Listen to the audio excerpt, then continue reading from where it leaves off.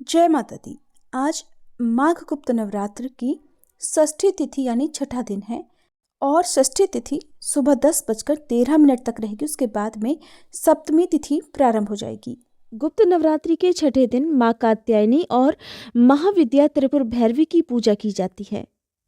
मां त्रिपुर भैरवी की पूजा करने से, उपासना करने से सभी बंधन दूर हो जाते हैं।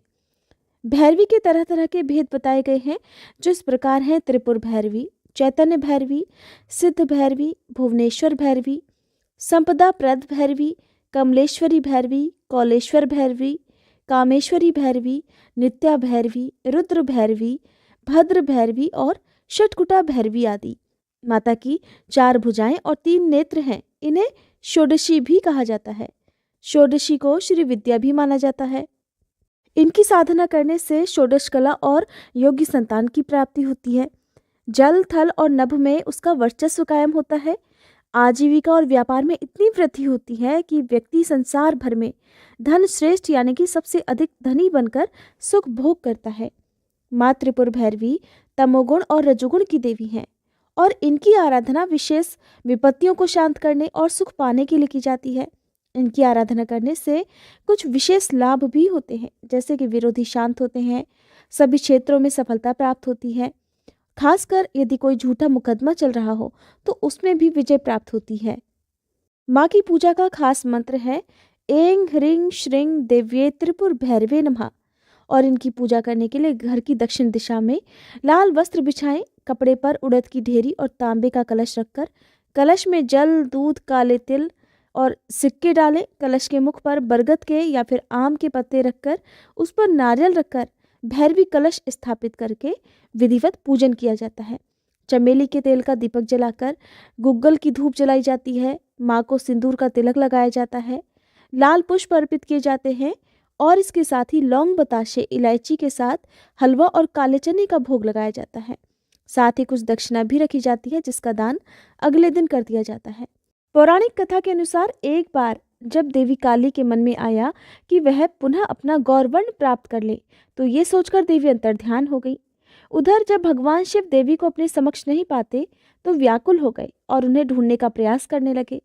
तभी देवर्षि नारद वहां पहुंचे और भगवान शिव ने देवी के विषय में देवर्षि से पूछा। तब देवर्षि नारद ने उन्हें देवी का बोध कराया और कहा कि शक्ति के दर्शन, हे महादेव, आपको सुमेरु के उत्तर में हो सकते हैं। वहीं देवी की प्रत्यक्ष उपस्थिति होने की बात संभव हो सकेगी। तब भोले शंकर की आज्ञा अनुसार नारद जी देवी को खोजने के लिए वहां गए। महर्षि नारद जी जब वहां पहुंचे तो देवी से शिवजी के साथ विवाह का प्रस्ताव रखने लगे। ये प्रस्ताव सुनकर देवी क्रोधित हो गई और उनकी देह से एक अन्य षोडशी विग्रह प्रकट हुआ और इसी छाया विग्रह को त्रिपुर भैरवी के नाम से जाना गया। माता भैरवी अपने प्राकृतिक रूप में अत्यंत भयंकर और डरावनी प्रतीत होती है, क्योंकि माता भैरवी अपने गले में असुरों के कटे हुए सिरों का हार या मस्तूलों की माला धारण करती हैं, जिससे रक्त की धारा बह रही होती है। देवी का मुख डरावना और भयावह है। भूत प्रेतों की तरह माता भैरवी का दृश्य है। देवी वह शक्ति है जो दाह संस्कार के माध्यम से, चाहे प्राकृतिक क्रियाओं के माध्यम से, मृत शरीर को उसके घटक भागों में वापस बदलने की अनुमति देती है। त्रिपुर भैरवी काल भैरव के साथ घनिष्ठ रूप से जुड़ी हुई है, जो जीवित और मृत दोनों अवस्थाओं में मनुष्यों को उसके कुकर्मों के अनुसार दंड देती हैं। ये बहुत ही भयानक स्वभाव और उग्र स्वभाव की हैं।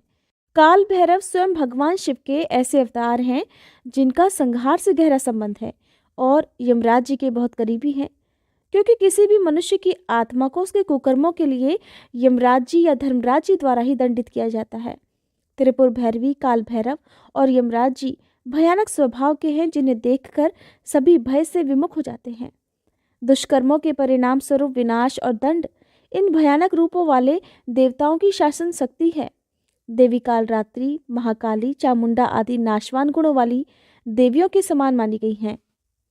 आज के दिन जो भी भक्त उपवास रखते हैं, उन्हें सुबह जल्दी उठकर स्नान करने के बाद हाथ में जल और पुष्प लेकर माँ त्रिपुर भैरवी की पूजा और उपवास रखने का संकल्प लेना चाहिए।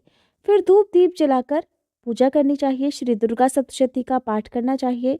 श्री दुर्गा चालीसा का पाठ और व्रत की कथा पढ़ या सुनकर उसके बाद सबसे अंत में आरती करनी चाहिए। आरती कपूर जलाकर करनी चाहिए और सबसे अंत में क्षमा याचना करके अपना उपवास प्रारंभ करना चाहिए।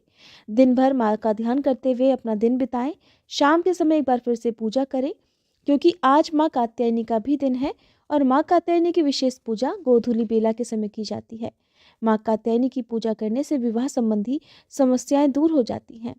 आप जैसी भी कामना के साथ माँ की पूजा करना चाहते हैं, उस कामना को मन में रखकर माँ से प्रार्थना करें कि वो आपकी कामना पूर्ण करें या आपकी जो भी समस्या है उसे दूर करें।